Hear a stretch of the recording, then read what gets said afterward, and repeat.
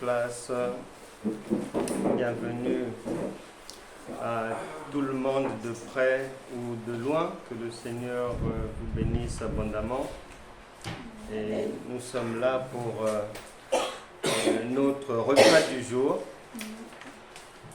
Il y a eu peut-être des repas physiques, mais je parle du repas qui ne passe pas. Toutes choses passeront, mais la parole de Dieu, elle est toujours là. Et on en a besoin pour qu'elle nous fasse du bien, pour qu'elle nous oriente, qu'elle nous conseille, qu'elle nous reprenne aussi, parce que même à 60 ans, on peut encore faire quelques bêtises. Et donc, la parole doit toujours être là pour nous reprendre, nous encourager, nous édifier, nous instruire, nous exhorter, nous consoler, nous bénir, nous guérir, nous délivrer. Et aujourd'hui, nous croyons que ce repas va nous faire du bien, encore une fois. Et lorsqu'on va déguster ce plat, on va veiller de ne pas faire comme les autres. C'est-à-dire, on vit dans un monde de croyants où ça, on appelle ça la parole. On appelle ça aussi le songe. Et on appelle ça aussi une parabole. Et Apocalypse appelle ça aussi une prophétie par excellence. Maintenant, lettre, parabole, songe, prophétie ont un point commun. Il faut obligatoirement que quelqu'un te donne l'interprétation. Obligatoirement. Et si tu reçois une longue lettre des impôts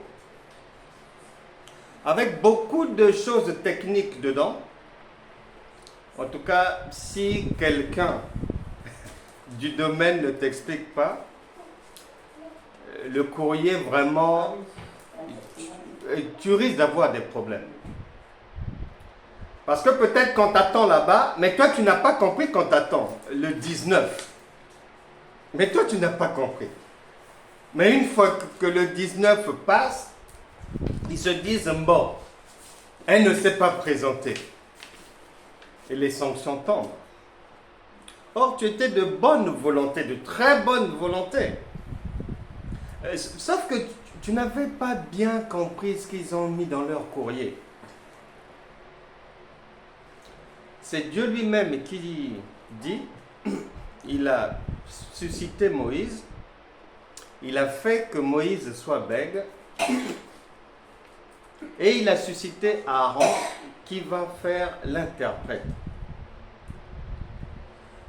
Le Seigneur Jésus vient, il vient confirmer cela en parlant en parabole.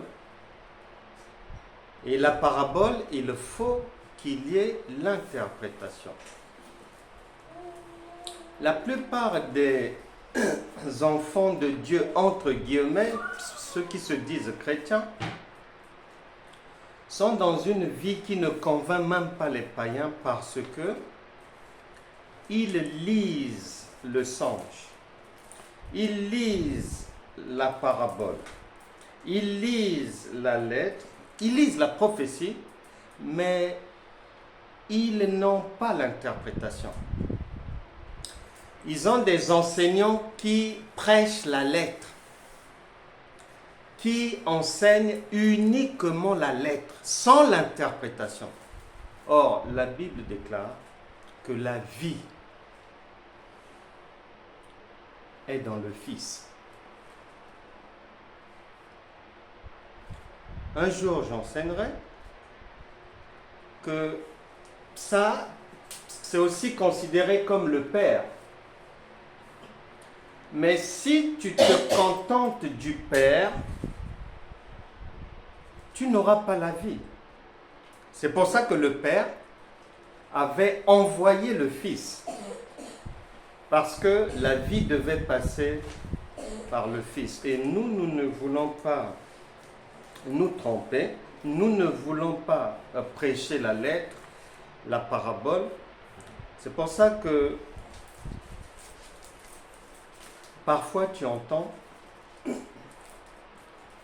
il y a quelque temps, une personne dire à son pasteur, je suis fatigué, j'ai trop de problèmes, j'ai fait toutes sortes de prières et de jeûnes. Et son pasteur lui demande, est-ce que tu avais fait les prières que je t'avais... Elle a dit, j'ai fait tout ça. Mais les problèmes ne se terminent pas. Mais pourquoi? Parce que toutes ces choses-là, si c'est seulement la lettre qui est prêchée, enseignée, tu comprends comme tu lis, tu enseignes aussi comme tu comprends ce que tu as lu, ceci, cela, Dieu ne prend personne en traître. Nous sommes prévenus. Deutéronome chapitre 29, verset 29, les choses cachées sont à l'Éternel et les choses révélées sont à nous. Donc il faut que ça soit révélé.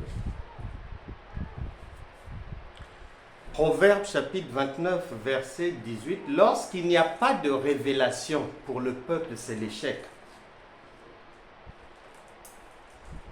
Jésus demande à ses apôtres qu'il a enseignés pendant 3 ans et demi pour savoir qui est-ce qu'il est. Parce que c'est notre problème principal. C'est-à-dire que 95%, je dirais, des chrétiens sur terre parlent d'un Dieu qu'ils ne connaissent pas. Parce que le jour où ils vont connaître ce Dieu, c'est la question fondamentale. C'est pour ça que Jésus la pose. Qu'est-ce qu'on dit là-bas que je suis? Après, il leur demande, bon, pour vous maintenant, qui suis-je? C'est la question fondamentale. Et le jour où la plupart des gens sauront qui est Dieu, oh, je crois que 95% des choses qu'ils font, ils ne feront plus ça. Et cette question, il ne faut pas croire que c'est de l'histoire, puisque la parole de Dieu dit qu'il n'y a rien de nouveau sous le soleil.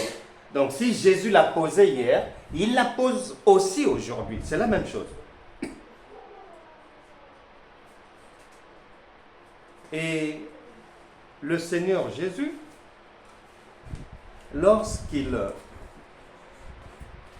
enseigne, lorsqu'il parle, il parle en parabole. Et à chaque fois, ses disciples lui demandent, mais pourquoi tu ne parles qu'en parabole? Et il explique. Et nous ne voulons pas que la vie nous passe sous le nez. Et on doit faire attention à cela. Parce que, je peux dire, 90% des enseignements qu'on peut entendre, il n'y a pas d'interprétation. S'il n'y a pas d'interprétation, ça veut, si Aaron ne t'a pas traduit ce que Moïse a dit, tu ne peux pas. Tu ne peux pas avoir la vie. Et nous nous battons vraiment dans notre marche pour révéler à chacun ce que veut dire réellement enfant de Dieu, donc Dieu. Révéler son héritage, ce que ça veut dire. Quel est l'héritage rattaché à l'identité d'un enfant de Dieu? Nous voulons que les gens sachent le pourcentage, la proportion, la dimension du Dieu qui se trouve au-dedans d'eux. Leur nature divine, on n'en parle pas. Or, c'est là la chose principale. Tu veux que les problèmes de la vie soient résolus comment? En dansant, tu es sûr?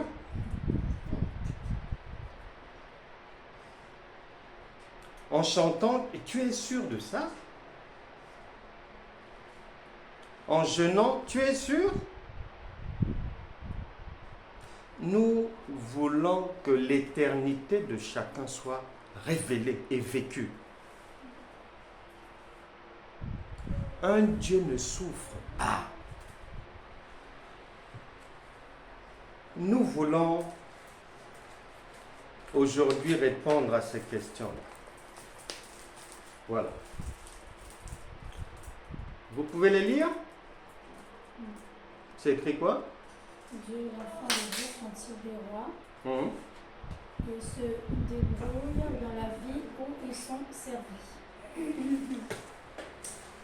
Dieu et l'enfant de Dieu sont-ils des rois? Première question. Deuxième question. Ils se débrouillent dans la vie, c'est-à-dire c'est le système D ou bien ils sont servis? Est-ce qu'ils sont pris en charge? Et par qui? Voilà. Notre plat du jour. Dedans, là, il y a l'entrée, le plat de résistance, dessert, café ou thé. Voilà. Ben, comme ça, tout le monde est satisfait. Maintenant, pour aller répondre à ces questions-là, puisque Dieu a toujours plusieurs objectifs, et l'un des objectifs de l'enseignant, c'est de permettre aussi, puisque lui, s'il comprend la révélation, il doit aussi permettre aux autres de comprendre la révélation. Donc, nous nous battons pour que chacun de vous puisse avoir l'interprétation du songe, l'interprétation de la lettre. Parce que en général, les gens ne comprennent ni ce qu'ils lisent, ni ce qu'on leur enseigne, ni ce qu'ils enseignent. Parce qu'ils ne respectent pas ce que Dieu a dit. C'est lui qui l'a dit. Que moi, il faut trouver. Dalila, il lui a fallu trouver l'énigme. Il lui a fallu trouver. Elle est revenue à la charge plusieurs fois parce que ce que Samson disait, elle ne comprenait pas bien. Nous avons donc l'obligation d'aller comprendre, pas ce que le Père dit. Si c'est le Père, on ne comprendra pas bien. Nous avons besoin de comprendre ce que le Fils est venu nous traduire de ce que le Père a dit. Et on va en même temps faire un exercice, puisque avec Dieu c'est tantôt ceci, tantôt cela, et c'est un Dieu qui sait faire plusieurs choses à la fois. On va aussi faire un cas pratique pour aller comprendre aussi comment est-ce que Dieu nous parle. Et on va lire un texte rapidement. Et il y a des paroles de Dieu qui ne doivent jamais sortir de ta tête. Sinon, tu ne comprendras pas. Des paroles comme Dieu n'est pas un Dieu des morts, mais des vivants. Il n'y a rien de nouveau sous le soleil. Ce qui a été, c'est ce qui est. Et Dieu ramène toujours ce qui a été. Dieu parle tantôt d'une manière, tantôt d'une autre, mais l'homme n'y prend point garde. L'Éternel est un Dieu qui se cache. Lorsqu'il n'y a pas de révélation, le peuple est sans frein. Ésaïe chapitre 8, Actes des Apôtres chapitre 8, verset 30. Comprends-tu ce que tu lis? Matthieu chapitre 16, verset 17-18. Il dit à Simon-Pierre que c'est le Père qui lui a révélé cela. Ce n'est pas un homme. Cela veut dire que nous aussi, il faut qu'on nous révèle. Sinon, on ne peut pas avoir la vie. On va prier dans le vide. C'est pour ça que les gens souffrent. Si je comprends ce que je lis en français, la plupart du temps, tu vas remarquer que, par exemple, quand on dit que enfants, obéissez aux parents, ceci, cela, tu vas te rendre compte que même les gens du monde le disent. Même les gens du monde le disent. Je n'ai pas besoin d'aller à l'église pour entendre ça. Honore ton père et ta mère, ceci, cela. Tout ça là dehors, on nous dit ça. Toutes sortes de... Que ce soit une infirmière, un psychologue, un thérapeute, ceci, cela, un psychanalyste, tout ce monde-là, ils vont te sortir ce qui se trouve dedans là. Il faut faire comme ceci, arrêter l'alcool, doucement avec ceci, il ne faut pas charger votre tête de soucis, que votre cœur ne se trouble pas, tout ça là.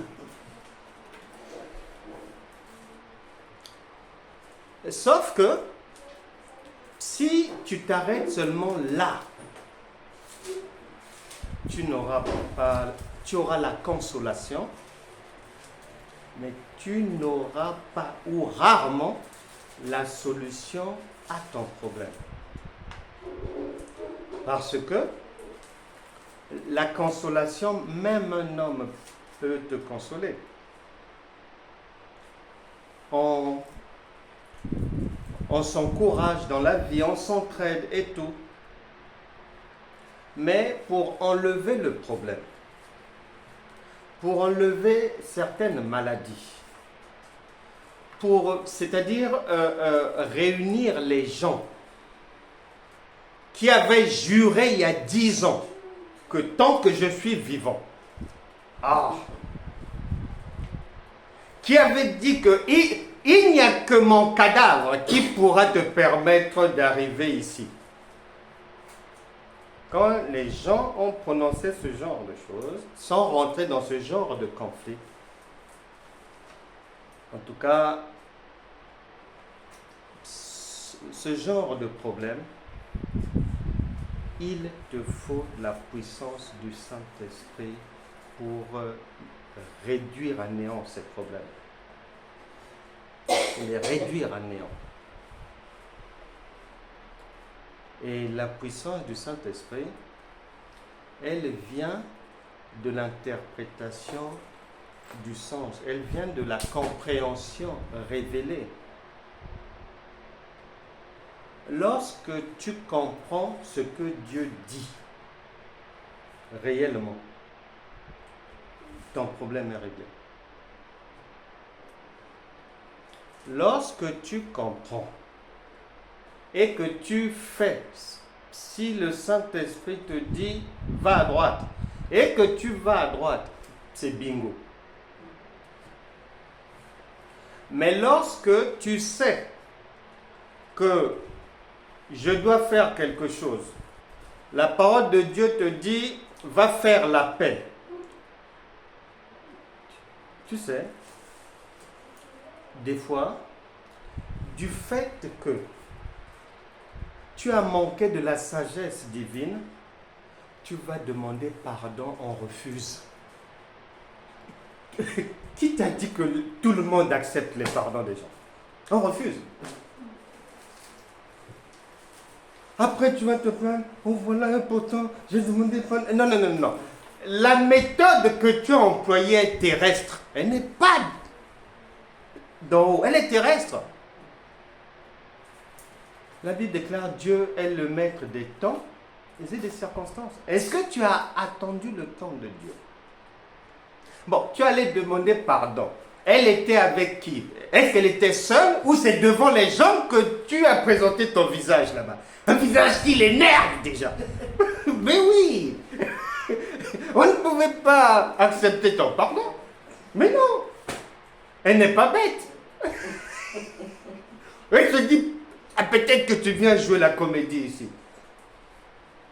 Mais lorsque c'est le Saint-Esprit qui te dit fais, c'est que le Saint-Esprit sait qu'elle est maintenant seule, elle est apaisée et tout, c'est le bon moment. Vas-y. Nous voulons suivre cette voie-là. Et on va lire un texte par lequel on va mieux comprendre encore notre héritage dans le Seigneur, notre divinité, la royauté que transporte chaque enfant de Dieu et notre éternité. Nous sommes à 1 Samuel. 1 Samuel chapitre 5. Alors, il est dit ceci, 1 Samuel 5, verset 1. Les Philistins prirent l'arche de Dieu et ils la transportèrent d'Ebenezer à Asdod. Après s'être emparés de l'arche de Dieu, les Philistins la firent entrer dans la maison de Dagon et la placèrent à côté de Dagon. Le lendemain, les Asdodiens, qui s'étaient levés de bon matin, trouvèrent Dagon étendu, la face contre terre, devant l'arche de l'Éternel. Ils prirent Dagon, leur Dieu, et le remirent à sa place. Le lendemain encore, s'étant levés de bon matin, ils trouvèrent Dagon étendu, la face contre terre, devant l'arche de l'Éternel. Or, la tête de Dagon et ses deux mains étaient abattues sur le seuil, et il ne lui restait que le tronc. Je m'arrête là, dans la lecture de la lettre. Nous allons maintenant interpréter ces choses. Parce que la vie se trouve dans l'interprétation. La joie du cœur du Père, c'est lorsque l'enfant reçoit et comprend la révélation. Ce n'est pas lorsque l'enfant lit. Non, tout le monde peut lire. Les enfants d'Israël, au cours d'un affrontement avec leurs ennemis, et quand je suis en train de dire ces choses, le Saint-Esprit te rappelle, il n'y a rien de nouveau sous le soleil. Donc ce qu'il est en train de dire là, c'est ta vie de tous les jours là.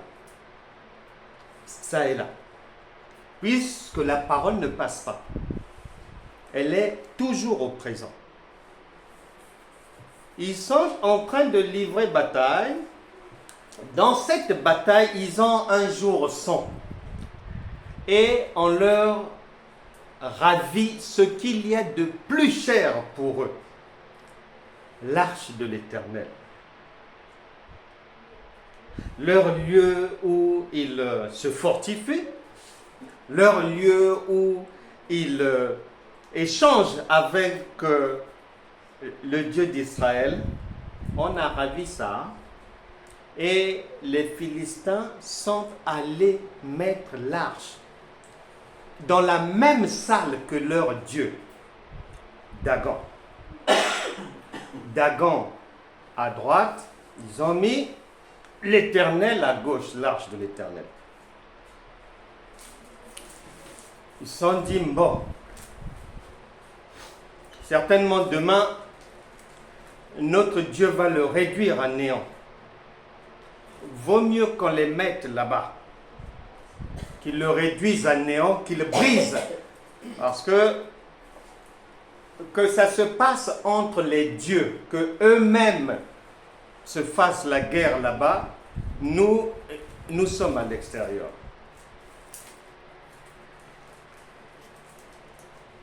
Le Saint-Esprit, lorsqu'il... Mais c'est comme sur une route. Tu entres sur une route, tu vois, dès le début, il y a un panneau, ne pas dépasser 80 km/h. Tu es déjà prévenu. Donc, lorsque tu vas dépasser, il n'y a pas de miséricorde pour toi. Eh oui, il n'y a pas de compassion. Puisque dès le départ, tu es averti que sur cette route, maximum c'est 80. Maintenant, ma soeur, la gendarmerie t'attrape à 230. Mais le permis saute sur le champ, je pense. La parole, c'est pareil. Dès le départ, nous sommes prévenus que ce que tu vas lire là, ce n'est pas de l'histoire. Ça ne concerne pas des gens que tu ne connais pas. Ça te concerne toi-même. C'est au temps présent. Et on ne te parle pas des choses du futur, non. Comme tu ne connais pas Dagon, le Saint-Esprit te dit, il n'y a rien de nouveau sous le soleil. Les guerres, les difficultés d'avant des enfants d'Israël, les difficultés dans la vie d'aujourd'hui, tu vas résoudre un problème aujourd'hui, mais est-ce que ça voudra dire que tu as fini avec la résolution des problèmes sur Terre? Non. Un autre problème peut arriver dans 3 mois, dans 2 mois. Peut-être un autre genre de problème. Nous disons que nous avons le Seigneur avec nous.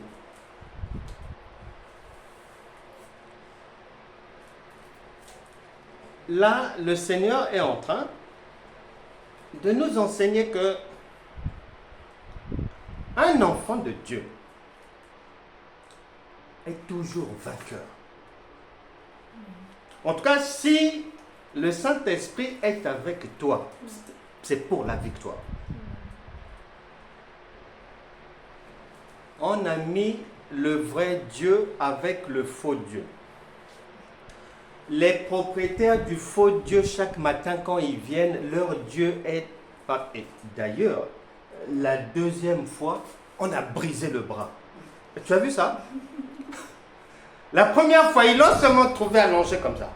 Mais la deuxième fois, on l'a tordu. Pour dire, la Bible déclare, ces choses sont écrites pour nous servir d'instruction.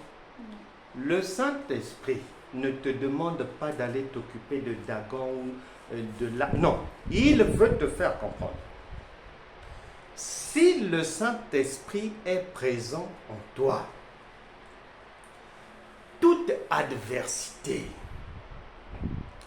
est obligée de se taire, obligatoirement. Comme tu es prévenu qu'il n'y a rien de nouveau sous le soleil, Dieu ramène ce qui a été. Pourquoi? Pour nous permettre, si comme ça là je n'ai pas compris, et si on m'explique ça peut-être comme ça je vais comprendre, si comme ça je ne comprends pas. Et tu ne dois jamais oublier à vie que Jésus a dit, tout ce qui était avant ma venue, c'est moi. Luc chapitre 24, il a dit aux frères d'Emmaüs que tout ce qui concernait la loi, les prophètes, les psaumes, c'est de moi qu'il s'agit. Cela veut dire ceci. Si tu as lu avant la venue de Jésus quelque chose, obligatoirement, tu dois retrouver ça dans le ministère de Jésus. C'est une obligation. qui va attester que tu as l'interprétation, tu as compris. J'ai dit dès le départ, nous faisons un cas pratique. On va maintenant aller dans le Nouveau Testament. Jésus lui-même va venir parler de cette histoire, mais d'une manière où, s'il ne te révèle pas, tu ne peux pas reconnaître le panneau. Allons dans Matthieu. Matthieu chapitre 13. Verset... Matthieu chapitre 13. Oui, c'est Matthieu chapitre 13. Oui, c'est 13. Allons au verset 24. Matthieu 13. Avant d'arriver au 24, au verset 10, il est dit, les disciples s'approchèrent et lui dirent, « Pourquoi leur parles-tu en parabole ?» Parce qu'il parle toujours en parabole. Et il répond, il dit, « Parce qu'il vous a été donné de connaître les mystères. » Voilà.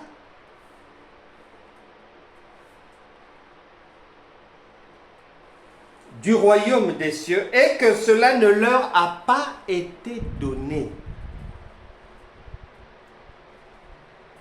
C'est tout un pays, c'est le pays de Canaan. As-tu déjà vu une maman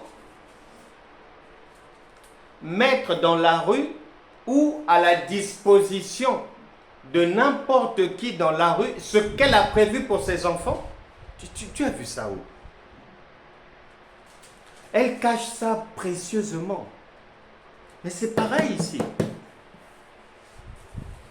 Elle cache ça précieusement. Il faut que quelqu'un de la maison, à qui maman a donné l'autorisation, si toi tu viens de l'extérieur, il faut que quelqu'un qui a reçu l'autorisation de maman te donne.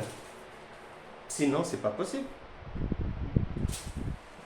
Matthieu chapitre 13, allons maintenant au verset 24.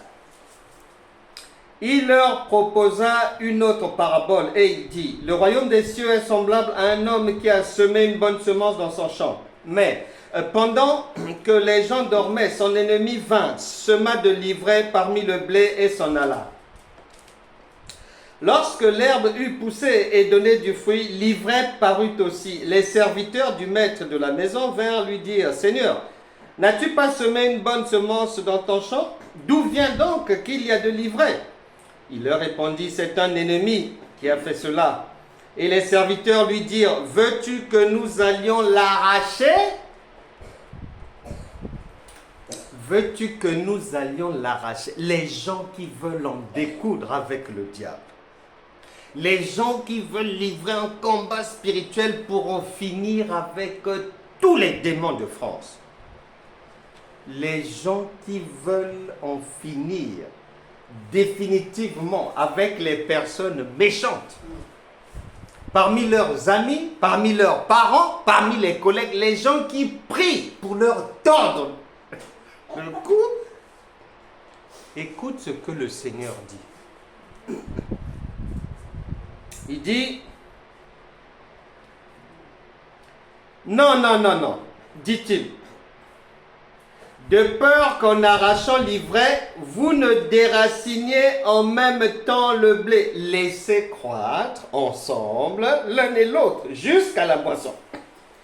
Et à l'époque de la moisson, je dirai au moissonneur, arrachez d'abord l'ivraie et liez-la en gerbe pour la brûler, mais amassez le blé dans mon grenier.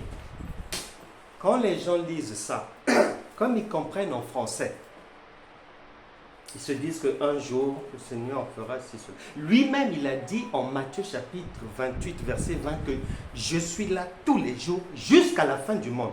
Donc, il le fait au quotidien. Il vient répéter 1 Samuel chapitre 5 pour dire que le diable soit là, que les ennemis soient là, le camp de Dieu l'emporte toujours. Et il va encore le répéter autrement pour que si jamais quelqu'un n'a pas compris, en recrutant Judas dans son équipe, pour faire comprendre que même si un représentant du diable est là, même si l'adversité se lève dans ta vie, ne t'occupe pas de ça. Ça va s'éteindre. Ça va s'éteindre. Donc, la Bible déclare, Dieu ramène toujours ce qui a été. Lorsque Dagon est vaincu par l'arche de l'Éternel, la représentation du vrai Dieu, ses disciples, les disciples de Jésus viennent lui dire, bon, si l'adversité se lève maintenant, on fait comment? Est-ce qu'on coupe la queue du diable? Est-ce qu'on tranche la gorge des démons?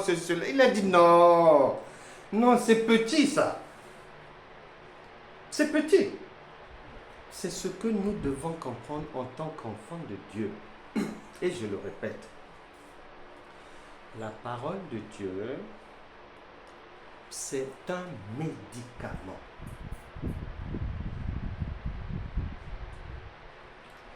Quand le médicament rentre, c'est-à-dire quand tu vas comprendre la parole, quand tu vas comprendre la révélation, tu as bien pris, tu as respecté la posologie. C'est-à-dire, tu ne vas pas répéter au nom de Jésus sans savoir qu'il est présent. Tu ne vas pas faire des choses en disant aux gens que oui, Dieu est avec moi, ceci, cela. Et quand on t'observe, on voit que tu parles, ce que tu fais, c'est comme si Dieu n'est pas avec toi. Non. La parole de Dieu, quand tu la prends avec la révélation, c'est un médicament. Isaac a dit à son fils, Genèse chapitre 22, versets 7 à 8. Quand son fils lui a demandé, ils allaient au sacrifice de son fils, au mont Moria. Son fils le coince, parce qu'il manquait quelque chose. Il manquait le sacrifice. Mais son père lui a dit, ne t'occupe pas de ça. Dieu, il se pourvoit lui-même. C'est ce que l'on doit savoir. Se pourvoit lui-même veut dire que tu n'as pas à souffrir. Lui-même va faire le travail. Chacun de nous n'a plus à avoir peur. Ces Écritures, le Seigneur nous fait comprendre que les ennemis se lèvent, qu'ils ne se lèvent pas, que tu aies entendu qu'ils sont là, qu'ils sont à la porte, qu'ils ne soient pas là, que les problèmes se soient accumulés ou quoi. Tu sais, si tu as des problèmes, tu poses une question à Dieu. C'est-à-dire, si par exemple, un huissier est venu te rendre visite, vous avez parlé comme ça. Comme on dit aux gens, il faut crier à Dieu. Bon, tu as crié dans ta chambre là. La nuit, Dieu vient te dire, Jean chapitre 14, verset 1, que ton cœur ne se trouble point. 2 semaines après, un autre huissier vient. Une semaine après, un troisième, un quatrième, un cinquième. Sache que même si 10 000 huissiers se pointent et qu'à chaque fois tu demandes à Dieu, qu'est-ce que je dois faire? C'est-à-dire, la réponse du premier jour, il n'y a ni changement ni ombre de variation. Ça ne va jamais bouger. Maintenant, ce que les chrétiens font, c'est quoi?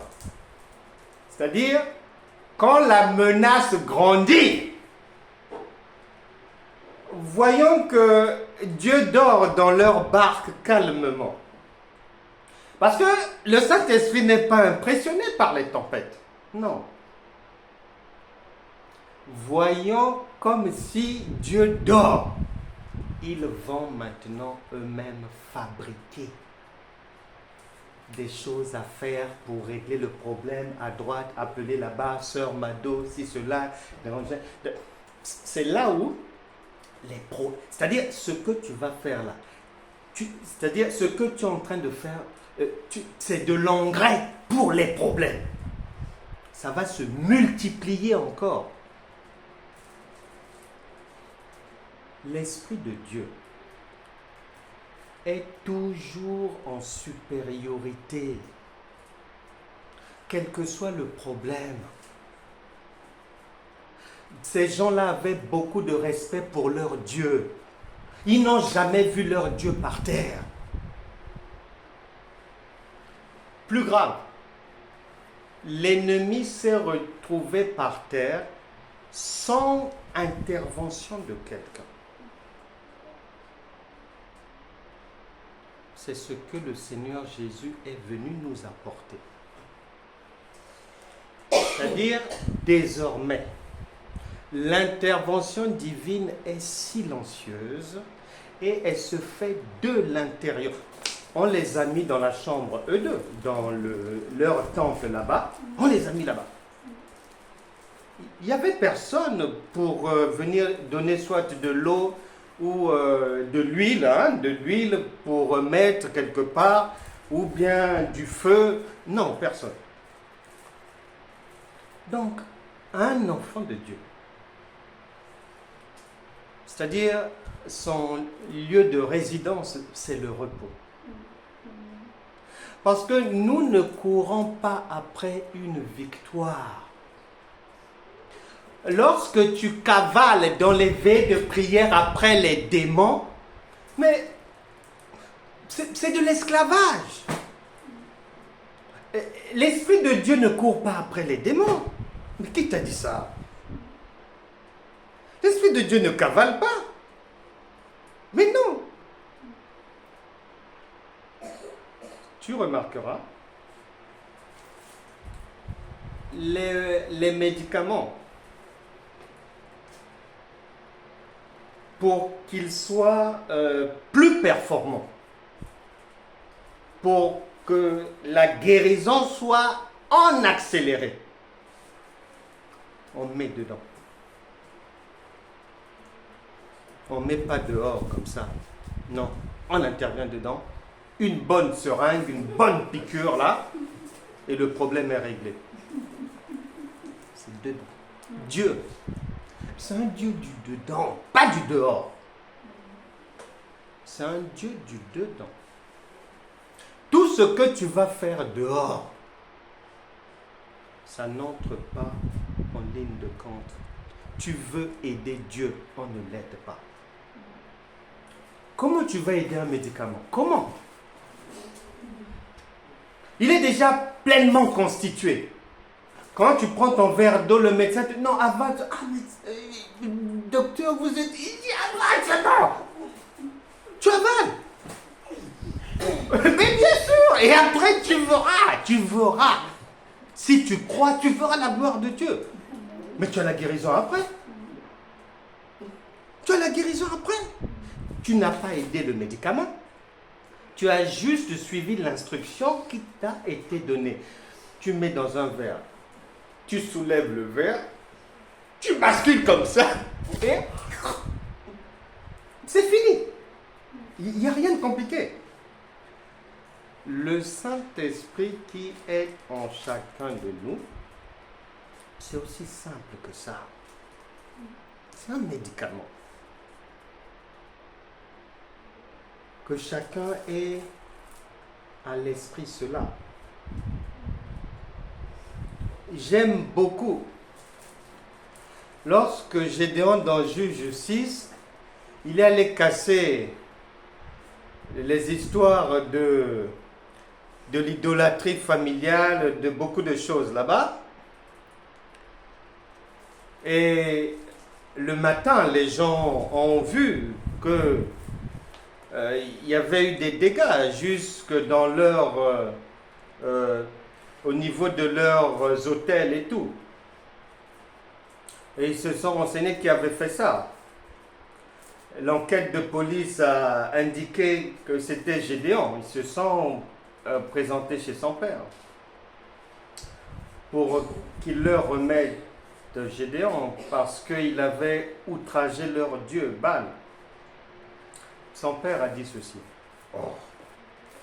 Mais si Baal est Dieu, mais que lui-même défende sa propre cause, que lui-même fasse. Maintenant, les enfants de Dieu ne comprennent pas. Dagon a été vaincu sans que quelqu'un ne puisse aider l'arche de l'Éternel. Maintenant, l'enfant de Dieu, quand tu dis que le Seigneur est avec toi et que tu cherches à l'aider, mais ça ne tient pas la route. Même le païen, le père de Gédéon a dit aux gens que si vous dites que Baal est Dieu, mais quand même un Dieu, on ne peut pas l'aider. Mais laissez-le lui-même régler ses problèmes. Ces choses ont été écrites pour nous servir d'instruction, pour nous montrer comment nous devons marcher. Parce que la vie en Christ, c'est une vie faite de repos. Maintenant, les ignorants, les croyants maudits, les aveuglés font croire aux gens que notre Dieu faut l'aider.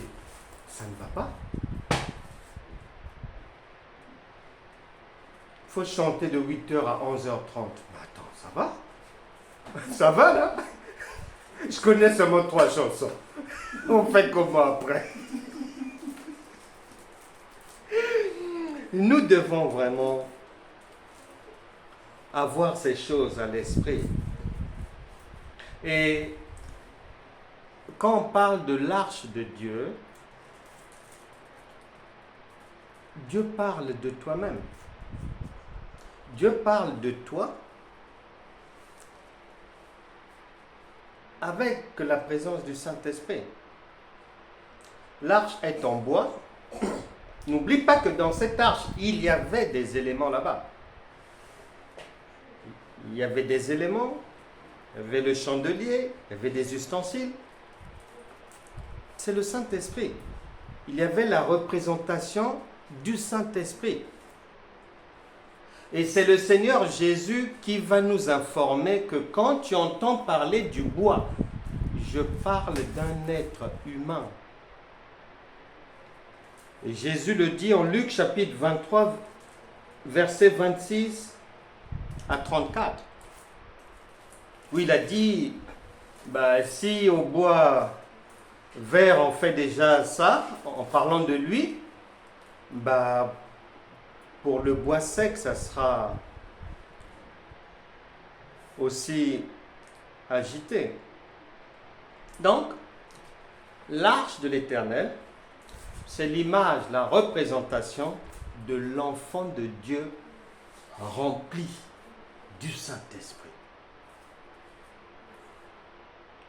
Et la Bible nous apprend que toute adversité, même de n'importe quel Dieu sur terre que tu vas mettre aux côtés d'un enfant de Dieu, la parole de Dieu te dit, ce Dieu-là, sa défaite est déjà acquise. Nous n'avons pas à avoir peur.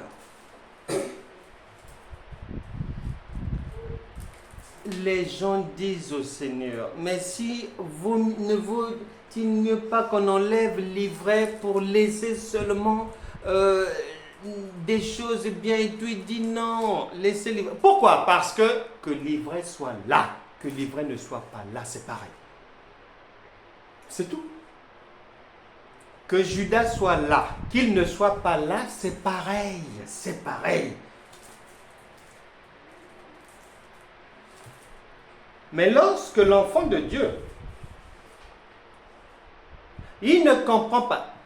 Son cerveau croit que si Judas est là, c'en est foutu pour ma vie. On m'attaque au travail. Ah, dans la famille, on ne m'aime plus. Ah, les ennemis se sont levés. Envoyez-moi la liste des prières qu'on faisait il y a 3 ans. Ajoutez 25 prières. Parce que c'est chaud, c'est chaud. C'est-à-dire, d'un statut d'une personne victorieuse, toi-même tu descends du sommet de la montagne, tu descends dans la vallée, tu vas dans les métros, dans les sous-sols, jusque dans les catacombes là-bas. Et c'est là-bas où tu vas faire des jeûnes et prières. Mais qui va t'entendre? Il fait noir là-bas, c'est obscur. C'est entre vous et les ténèbres. L'Esprit de Dieu, il est en surface, en lumière. Et toi, tu es en bas là-bas, en train de pleurer, crier. Non, nous n'avons pas à avoir peur. Et il faut savoir, il faut bien retenir que lorsque Dieu dit qu'il se pourvoit lui-même, lorsque le père de Gédéon dit que si Baal est Dieu, que lui-même fasse ses affaires, qu'il se fasse justice et tout, lorsque le Seigneur Jésus fait comprendre que ne soyez pas troublés, que le diable soit là, que l'ivresse soit là ou pas, laissez, c'est pareil. Cela doit bien attirer ton attention parce que le Saint-Esprit a toujours plusieurs objectifs lorsqu'il nous parle. Plusieurs objectifs. Plusieurs. Le repas du Seigneur, quand on le prend, mais quand tu manges, est-ce que c'est seulement pour nourrir les oreilles? Non. Bras, pieds, la tête, tout. Les aliments se diffusent partout. La puissance de Dieu, elle est comme ça. Elle se diffuse partout, puissance du Saint-Esprit. Un médicament qui n'a pas besoin d'être aidé.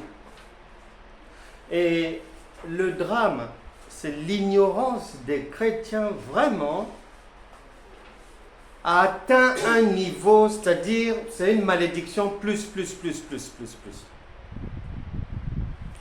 Lorsque le Seigneur Jésus nous ramène l'alliance de la grâce et de la vérité, cette alliance-là, puisque Dieu ramène toujours ce qui a été, c'est une alliance qui vient répéter le face-à-face entre l'arche de l'Éternel et Dagon, c'est-à-dire désormais, en cas de difficulté, tu ne dois pas, tu ne peux pas aider Dieu, ni avec l'eau, ni avec du sel, ni avec ceci, ni avec cela, ni avec des bougies. Non! Jésus est venu mettre fin à ça.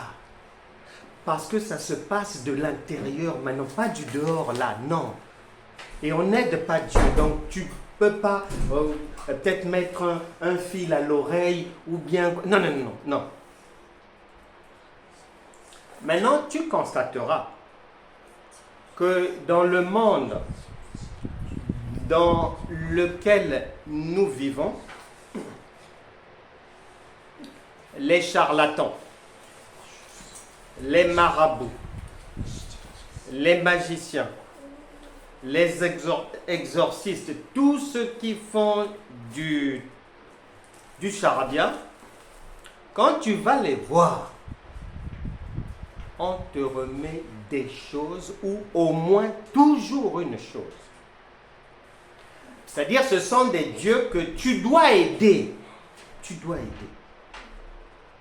On te donne par exemple que, tu arrives là-bas, oui madame, c'est quoi? Ah oui, voilà, je suis marié depuis 25 ans. Ah bon? Et donc le problème c'est quoi? Oh non, je constate un essoufflement, on dirait dans le cœur de mon mari, il ne me regarde plus comme avant, il n'y a plus de chéri chéri, même le cinéma on n'y va plus. Avant quand on allait faire les courses, on se tenait par la main. Maintenant là, il faut que je marche 2 mètres devant lui. À chaque fois, il est au téléphone avec son portable, il dit qu'il a des coups de fil, etc. etc. Donc, vous voulez la résurrection de l'amour de votre mari pour vous. Oh oui. Tu verras qu'elle va te dire, la diseuse de bonne aventure, d'emmener la photo de ton mari, par exemple. Ou bien, elle va te donner un talisman, quelque chose, elle va te dire, va mettre ça sous l'oreiller de ton mari ou sous le matelas là où il dort. Donc, on aide leur Dieu, on l'aide. Mais le nôtre, non, mais disons-nous la vérité, c'est comme ça, non? Mais je n'invente rien, c'est comme ça, les gens savent. Maintenant, quand toi aussi, tu vas prendre quelque chose ou faire des choses, la Bible déclare, celui qui réfléchit sur les choses trouve le bonheur. Mais comme les gens ne réfléchissent pas, ils ne savent pas qu'ils sont en train d'essayer d'aider Dieu à les aider. Mon Dieu, attends, c'est de la folie. Ce sont les charlatans, les dieux charlatans que l'on aide. On va te donner un bracelet, il faut porter ça. Votre rendez-vous galant, c'est quand? Au samedi. Bon, samedi, 1 heure avant le rendez-vous. Vous serrez bien, vous mettez en évidence comme ça. Au restaurant. Qui le regarde bien. Et c'est dans la poche. Donc, notre Dieu ne fait pas ça. On ne l'aide pas. Il est tout puissant, il est suffisant. Et c'est un Dieu de l'intérieur. Dagon n'a pas été vaincu à l'extérieur, non. C'est à l'intérieur qu'il a été vaincu, bien tabassé et mis à terre. Donc, le Seigneur voudrait que chacun puisse donc bien comprendre que notre victoire n'est pas quelque chose qu'on va fabriquer, non. Éphésiens chapitre 2 dit sont des choses que Dieu a préparées d'avance. Romains chapitre 8 verset 37, nous sommes plus que vainqueurs. Un roi ne souffre pas, l'enfant d'un roi ne souffre pas. Dieu ne souffre pas, donc l'enfant de Dieu n'est pas appelé à souffrir. Il souffrira s'il ignore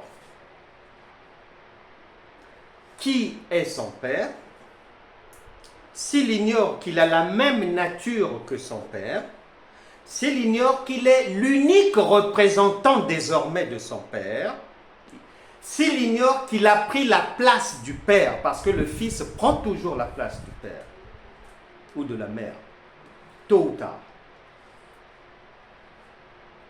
Et s'il ignore que dans sa tente-là, c'est la divinité qui est transportée. Ces gens-là ont méprisé l'arche de l'Éternel parce que c'était du bois comme ça. Peut-être que leur Dieu était en or massif. Mais la Bible dit quoi? Que lorsque le Seigneur vient, il n'avait pas l'éclat pour attirer les regards. Mais c'était Dieu. Oui ou non? Et la Bible te dit qu'il n'y a rien de nouveau sous le soleil. Donc ça veut dire, jusqu'aujourd'hui c'est pareil. L'intervention de Dieu ne viendra pas avec des tambours, des trompettes. Non, non, non. Incognito. Et en silence. C'est pas parce que vous allez vous enfermer, déranger les voisins de minuit à 6 heures, crier, hurler, faire du tapage, que que Dieu va se réveiller pour vous. Mais non, il dort.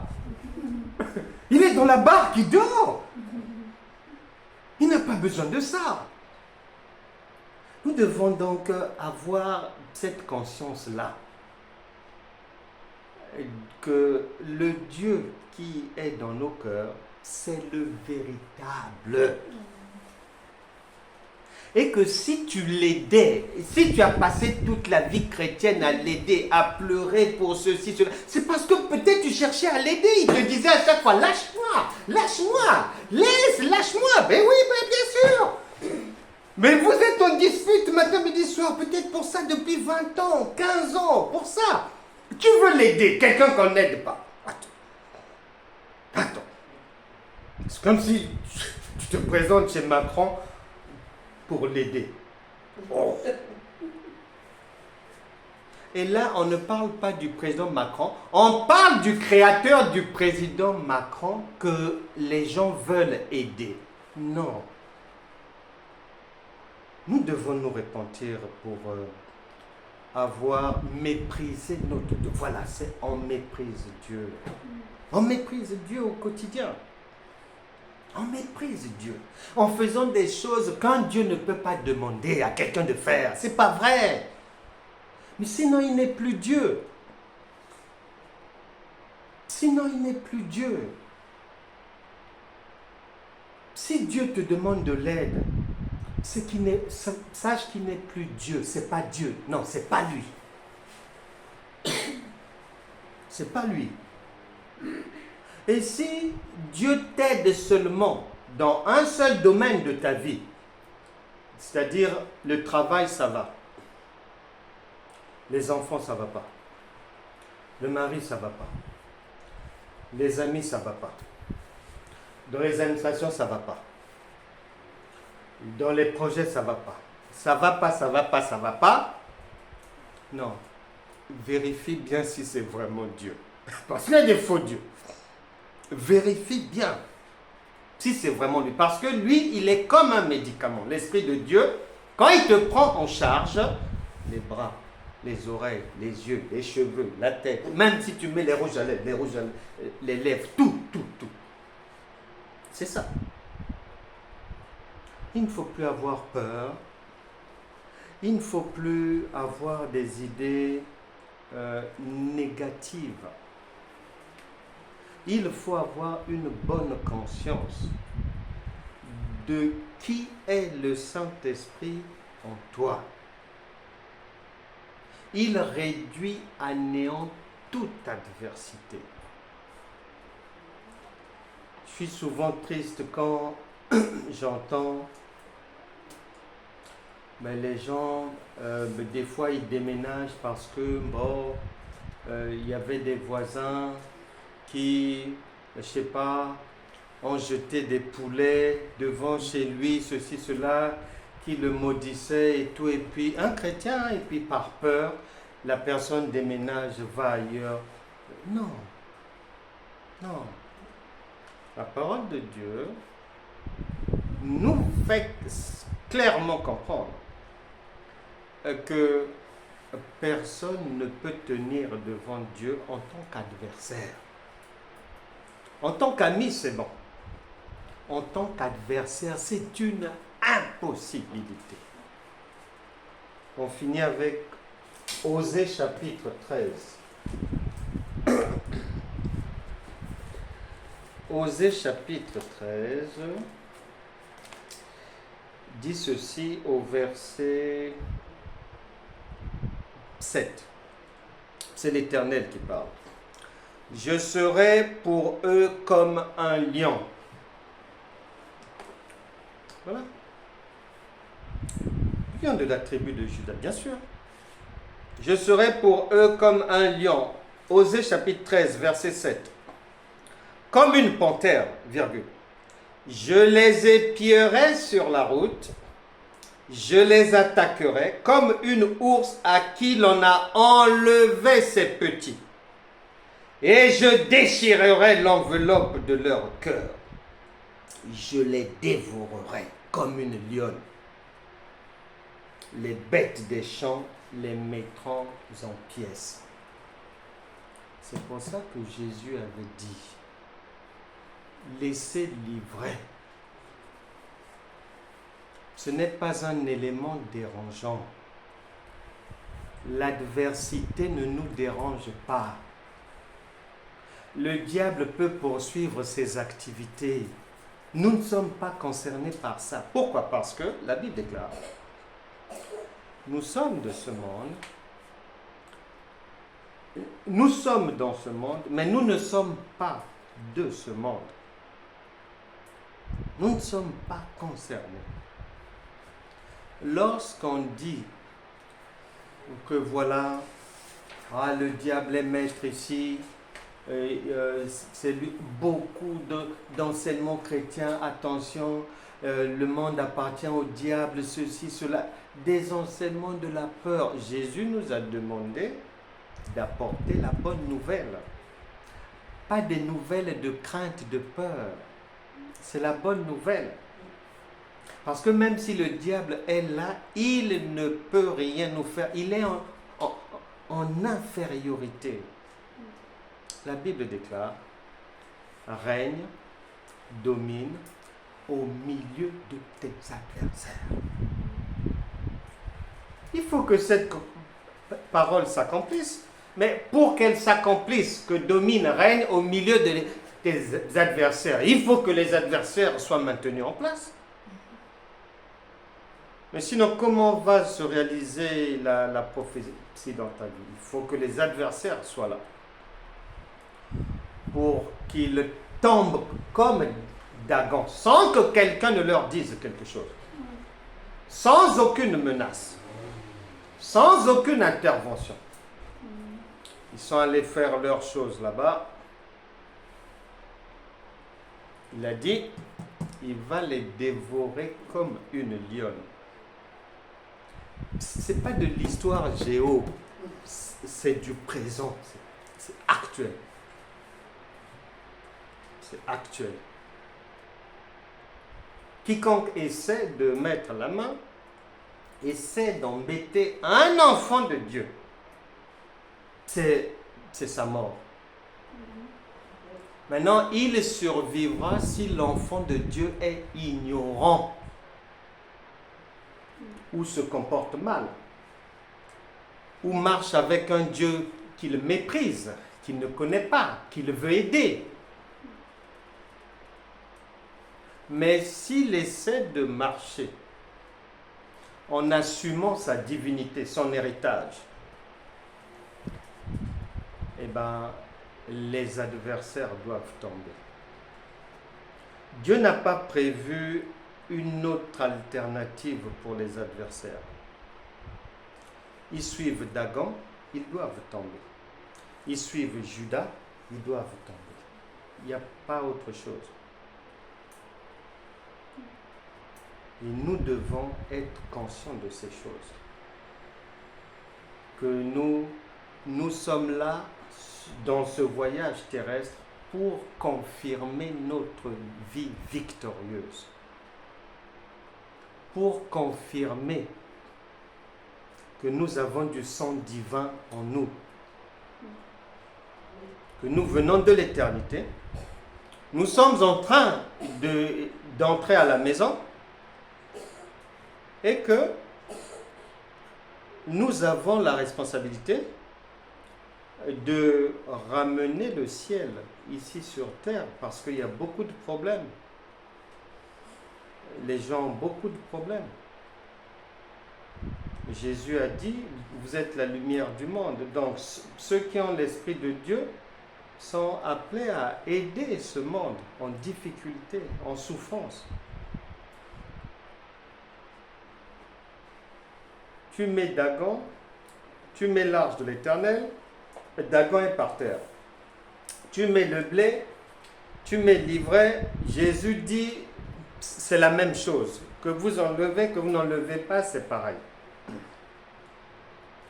Tu prends maintenant dans ce monde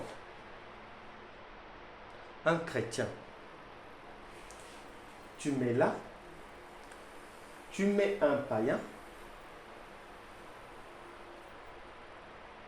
on ne reconnaît pas le chrétien. On a du mal à voir Dieu à travers lui. Nous sommes en retard. Nous devons rattraper ce retard. Nous devons le rattraper. Dans la parole de Dieu, les enfants de Dieu n'acceptent jamais la négativité, l'échec, n'acceptent jamais. Peu importe la situation, lorsque l'Esprit de Dieu est là, il y a toujours de la ressource pour se relancer. Toujours. Toujours de la ressource. Même si tu te trompes. Jonas aussi s'était trompé, mais la Bible déclare mieux vaut la fin d'une chose que son commencement. Et il a bien fini. La plupart se sont trompés. On peut se tromper de route. On avait pu croire que pour que Dieu me fasse du bien, il faut que je chante de 8h à 20h. Il faut que je jeûne, je prie de minuit à minuit, ceci, cela. Mais lorsque la révélation vient, lorsque la lumière vient, eh ben, on se met dans la bonne direction et on va vivre les belles choses prévues. Que le Saint-Esprit nous aide vraiment à ne pas trahir Dieu. Parce que il faut bien savoir, quiconque a reçu l'époux, l'Esprit de Dieu, et ne le respecte pas, ne l'écoute pas, est adultère. Il faut le savoir. C'est l'adultère. Il est dit, les deux deviendront une seule personne. Mais lui, quand il dit A, si tu dis B, ça ne marchera pas. C'est la désobéissance, c'est la rébellion. Il dit, fais comme ça, et toi, tu vas te faire aider comme ceci par d'autres personnes. Mais c'est l'adultère spirituel.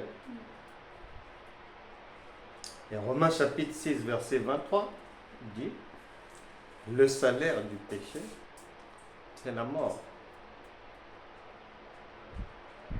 Lorsqu'on comprend les choses en français, on se dit que l'adultère, c'est seulement le lit. Non, c'est trop petit pour Dieu, ça. C'est petit. Adultère, c'est quand tu fais, quand tu dis, quand tu écris, quand tu racontes tout ce que l'époux ne t'a pas demandé de faire. Et aussi lorsque tu n'écoutes pas ce que le Saint-Esprit, qui est l'époux, te dit. Nous voulons éviter d'être en conflit avec l'époux. Il est déjà là. Pour ceux qui l'ont déjà reçu, c'est un mariage. Nous devons l'entretenir dans la paix, la joie, sans le trouble, puisque c'est lui qui est censé nous prendre en charge. Et il est venu pour ça. Que Dieu nous aide vraiment à comprendre une bonne fois pour toutes que notre voyage est un voyage de tout repos. Les troubles n'ont pas été prévus, les incompréhensions n'ont pas été prévues, les maladies n'ont pas été prévues, les mauvaises choses n'ont pas été prévues dans notre héritage. Non. À nous de comprendre ces choses À nous de savoir que nous sommes réellement plus que vainqueurs, de retenir les leçons divines, qu'on n'aide pas Dieu. Donc chacun essaie de vérifier dans ce qu'il fait. De vérifier, examinez-vous vous-même pour savoir si vous êtes dans la foi. Il faut vérifier. Là où tu aides Dieu, là où tu veux aider Dieu, tu arrêtes. Ce n'est pas un gamin. L'Esprit de Dieu est un esprit autosuffisant, pleinement suffisant. Même la Bible déclare que l'Ancien Testament, c'était l'ombre des choses à venir. Même dans l'ombre, personne n'a aidé l'Esprit de Dieu pour vaincre le Dieu des Philistins. Ce n'est pas maintenant, dans la grâce et la vérité, qu'il va nous demander de l'aider. Mais non. Même dans l'ombre. Même Isaac a dit à son fils, ne t'inquiète pas, Dieu n'a pas besoin d'aide. Lui-même, il a tout. Les Philistins l'ont aussi expérimenté. Et après, non seulement leur Dieu s'est retrouvé par terre, mais le lion de la tribu de Juda a dévoré leur population. Ils avaient été obligés de restituer l'arche de l'Éternel aux enfants d'Israël. Parce que chaque jour qui passait, c'était des morts qui tombaient. Jusqu'aujourd'hui, Dieu le fait. Jusqu'aujourd'hui. Tu vas provoquer un enfant de Dieu, tu risques de tomber. Le problème, c'est que quand l'enfant de Dieu lui-même est ignorant, il ne peut pas. Il ne peut pas vivre ce qui est prévu. C'est un enfant, il ne connaît pas. Il ne peut pas. Donc, nous devons vraiment marcher en pleine fidélité avec l'Esprit de Dieu en chacun qui représente Dieu et de bien avoir à l'esprit que nous n'avons pas à craindre l'adversité et que toute difficulté de la vie vient pour partir.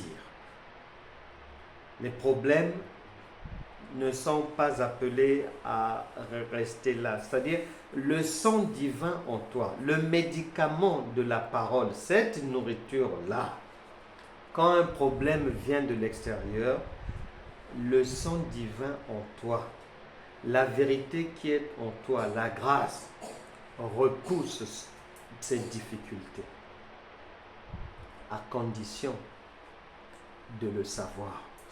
C'est pour ça que l'Esprit de Dieu a dit, en Hébreux chapitre 5, versets 12 à 13, vous, au contraire, qui devriez être devenus des maîtres, vous en êtes encore à prendre du lait. Et la parole explique que le lait, c'est pour les enfants. Un enfant, il ne peut pas vivre ces choses.